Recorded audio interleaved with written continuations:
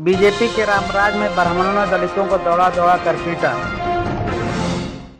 मध्य प्रदेश के जिला भिंड तहसील हल्का मौजा खीरी के रहने वाले दलितों पर एक बार फिर गांव की आला बिरादरी ब्राह्मणों के जरिए एक ऐसी वीडियो सामने आई है जिसे देखकर पत्थर जैसा दिल भी तड़प उठेगा।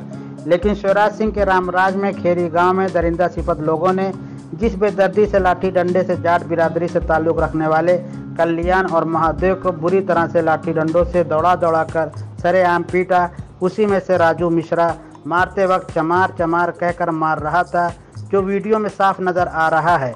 लेकिन वहां पर खड़े लोग गूंगे बहरे लूले की तरह खड़े हुए नजर आए। मारे गए लोगों की हालत नाजुक बनी हुई है। क्या शिवराज सिंह की पुलिस इस पर कोई एक्शन लेगी?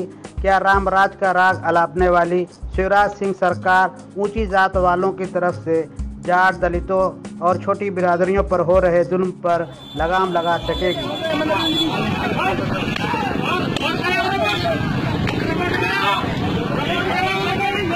अबे ओए